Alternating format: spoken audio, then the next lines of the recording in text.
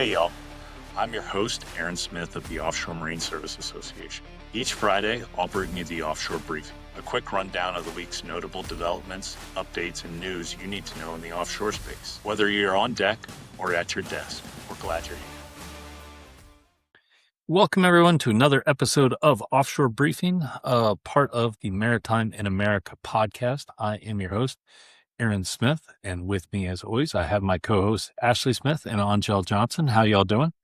Just grand.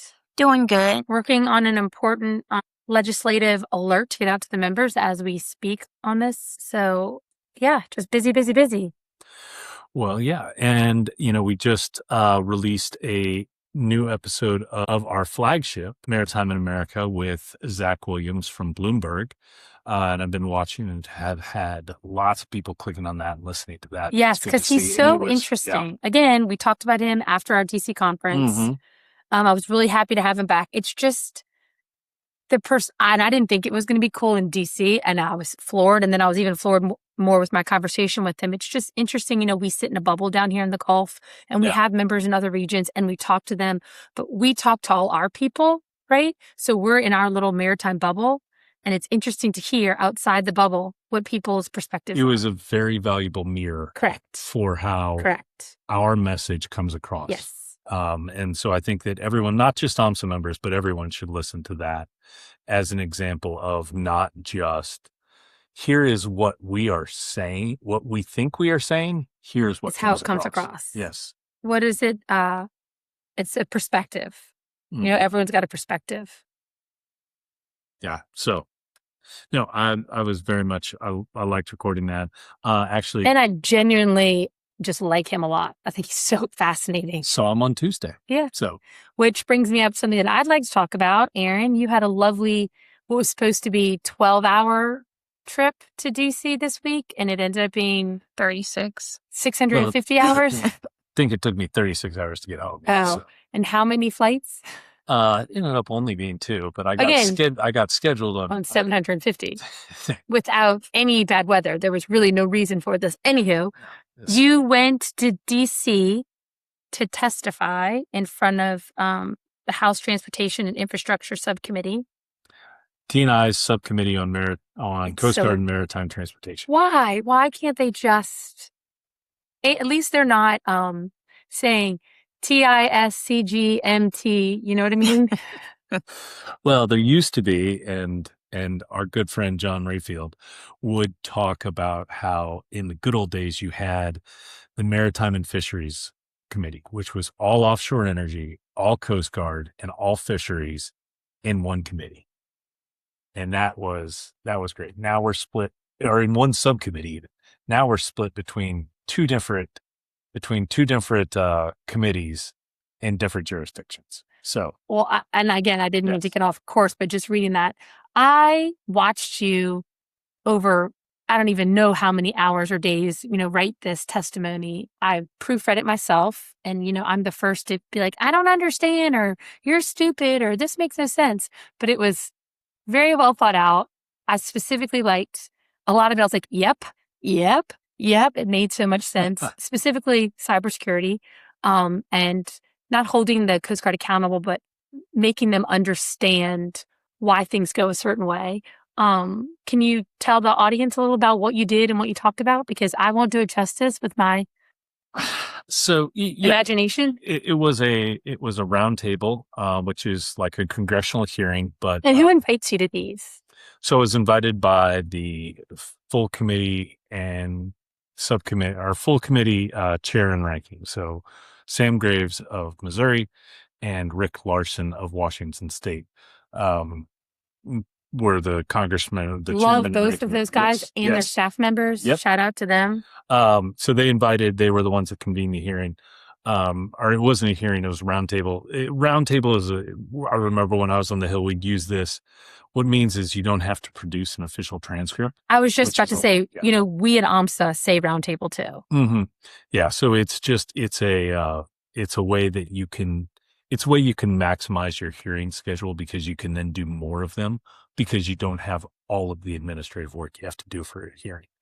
So, prepared written testimony and my prepared remarks, my oral remarks. It was the topic of the hearing was marine safety, the Coast Guard's marine safety mission. Our good friend, which we're never against. Yes, inserting myself where no, and we're against using it. Made that in the remarks that we are a safe industry. We have incredibly high safety and standards. we love that the Coast Guard also wants to have a safe industry, but let's do it correct. Yes. I said, but right now we too many times the purpose of the regulation and the implementation of the regulation get divorced. Correct. Or you have regional disparities where someone loses the plot. Or you have people insert themselves that have no, excuse my French, effing, see, stop, I was going to curse, effing clue what they're talking about, but are inserting themselves like an expert. Yes. So had numerous different examples of how this works, cited them, went into long history. At the hearing, look, our good friends, Admiral Comfort was there. Our also great guy. Shout out to him. Yes. Our good friend, Admiral Barada was there. Love him. He asked about you. Yes. So awesome. Oh, we miss you down here if you're listening. Yeah. And look, gave them lots of praise. Gave them praise for the PAMS program, eliminating that. Gave them praise for the innovative RFP on utilizing offshore energy vessels as cutter support vessels. Gave them praise on that. Held their feet to the fire on, hey, we sent you a letter a year ago on type approval. Haven't gotten a response. What's going on? Hey, trying to have conversations on cybersecurity when, again, we were the first ones to include any sort of cybersecurity in a security plan. Yeah. No one will get back to me. But anyway, I digress. So, and said that about, look, if the mission is to improve the safety of the maritime transportation system as a whole, and you say, hey, U.S. components of the maritime transportation system, here's a $1.2 billion requirement. Oh, but we're pretty sure that Vanuatu's got this covered. Like, no, that's not an answer. Like, you can't say, oh, well, the IMO has guidelines. Should does not equal shall. Guidelines don't equal regs. No, these things aren't equal. So made those points. And I definitely know that our message was heard. Talked to some congressional staff after some of the points we brought up. They were very much appreciative of. So I thought it went very well. And was really happy to do it. Great it's one of those opportunities that shockingly, I don't like to speak in public. I know people, I'm thinking of one specific board member that believes that I just like to hear myself speak. But no, that is not true. I don't like to speak. Sometimes you do like to hear yourself speak, right, Michelle? I don't know. Right answer. Just saying for a friend. But so it's very unnerving for me. It's a process where I get very freaked out. So, but was very glad for the opportunity, appreciative of the opportunity. And again, I'm all about open dialogue, and I'm glad that they at least invited you to come. I mean, they do not we're one of the only industries that actually says how we feel and are not apologetic for it, because we don't need to be, because we're just stating facts and asking general questions and not kissing anyone's ass unnecessarily for no reason. So I'm glad that they invited you to come speak, knowing that who knows what's going to come out of that mouth of yours. You know what I mean? Oh, so kudos they to knew them. And Rayfield and I had spoken about what I was going to say before, and he thought it was a very good mission. So, yeah. Toot toot. And I was going to use, because our whole remarks were leading to, we need some accountability within the Coast Guard for the regulatory mission, which we believe is solved by a Secretary of the Coast Guard. Correct. And a assistant secretary for marine safety. That would give civilian control of these programs and give some more accountability. I did think of bringing up one of the best examples I know of accountability in Coast Guard, and that is when John Rayfield wanted the Coast Guard to produce some reports, and they weren't doing it. And he kept asking, and they kept not providing, and he kept asking, and they not providing. So then he wrote into a bill that the DHS secretary could not fly on a government-owned fixed-wing aircraft until he got his reports. That's one way to get accountability. also one way to be petty, but I'm here for it. That's not petty. That's Yeah, it effective. is. I think it's effective and petty. That's why I said I'm here for it. Two things can be true. Correct.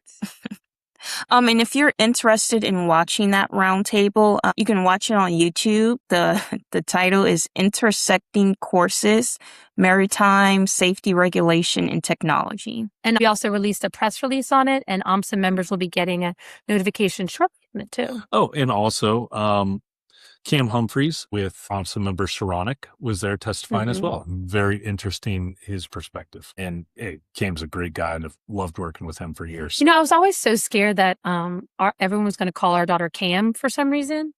And I don't know why. I don't know. Maybe I think about Cam Newton, and I just did not like him because he played at Auburn and whatever. Was his name Campbell? No, I don't know. It might be his full name. I don't know what his full name. They just call him Cam Newton. He's kind of a D-bag. Yeah. Anyway, but Cam, totally different. It's so lovely. So every time I hear, I'm like, maybe we should start calling Campbell Cam when she's bad. I do. He's Cameron. Yeah. Anyway, again, look, see, I told you I wasn't gonna say my randomness, but it comes through one way or the other. It'll come later. Yes. All right. So, well, thank you for the Yeah. I would like everyone to note where they were in the date where they heard Ashley compliment me. Right. So, right. yeah, just It remember happens. this. It's like the JFK assassination. I'm not very true. I'm not opposed to doing it. It just doesn't doesn't necessitate it much. That's the problem. Oh yeah. So double down on that one, Yep. didn't you? All right. Well, you've lost talking. So, all right, Angel, what do you thought? So after watching the roundtable, I thought it would be a perfect opportunity to talk about maritime capability, which I talked about last episode. So it's going to go in two branches, but it'll all connect. So I had a lot of time because my house is getting repaired, so I was like, I need to get out of my house. So I went to watch the Odyssey. Oh God, I want to see it. And when I watched the Odyssey, it reminded me that Odysseus, he wasn't remembered because he made it back home, but every decision that he made along the journey that shaped whether him and his crew made it back home, it was a single choice. A single choice rarely determined the outcome. It was a cumulative effort and effect of those decisions over time. In the Odyssey, Zeus's law of hospitality was more than just being polite to strangers. It was about a guiding principle meant to create order, trust, mutual responsibility in a dangerous world. But the principle only worked because people understood emphasis, purpose behind the law, not just the rule itself. And I think that same principle applies to maritime capability. Regulations serve a very similar purpose. They exist to create order, reduce risk, and protect people. The strength of America's maritime industry is not determined by one regulation or policy or decision. It's shaped by an accumulation of decisions made over years and decades. That same idea is what came to mind when I read Aaron's testimony, which can be found on the OMSA website as well. He wasn't arguing that regulations shouldn't exist. His argument was that Coast Guard should be required to consider the effect on the maritime industry when they are issuing or interpreting or implementing these regulations or policies. So the Coast Guard's marine safety mission is built around protecting life and property and the marine environment. And those are essential responsibilities. I don't think anyone's arguing that. But just like any set of rules, and as we discussed in previous episodes, capability asks us to look beyond the immediate objective and ask whether these rules are still accomplishing the purpose that they were created for. So when a new regulation is affecting the offshore industry or any part of the maritime industry, someone should be asking, what does this mean for the long-term capability? A regulation can accomplish exactly what it's designed to do, whether improve safety, reduce risk, or close a legitimate gap. But if over 10, 20 years, dozens of these regulations are layered upon each other, the question becomes, have we evaluated the impact of them as a collective and whether these decisions are still making the maritime industry stronger than it was yesterday. Which leads me to ask another question, which is worth asking. When these regulations are enforced, are they being applied in a way that actually achieves the intended safety objective? Or if one fleet is bearing the burden while another operating in the same water does not, are we actually improving the safety, or if we're just shifting that competitive balance? Us at OMSA, we're continuously asking these questions every day. But as the maritime regulations continue to be written and enforced, we need to ensure America has the vessels, the workforce, the shipyards, and the expertise it needs, not just today, but decades into the future.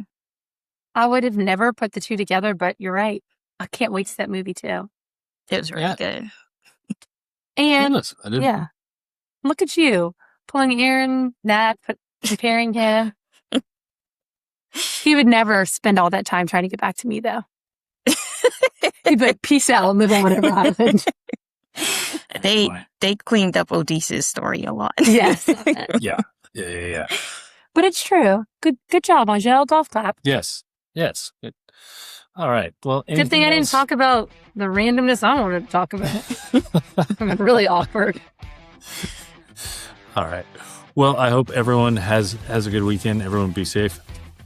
Happy Friday. Happy Friday. That wraps up another episode of Maritime in America. We're proud to highlight the voices and stories that keep the American offshore industry strong. Thanks for spending a few minutes with us. And remember, the course ahead is shaped by those who step up and steer. If you liked what you heard, be sure to subscribe, leave a review, and share it with your crew. Tune in every Friday for your offshore briefing, and don't miss our next full episode, dropping soon with the very special guest's mariner's perspective. Catch you next time.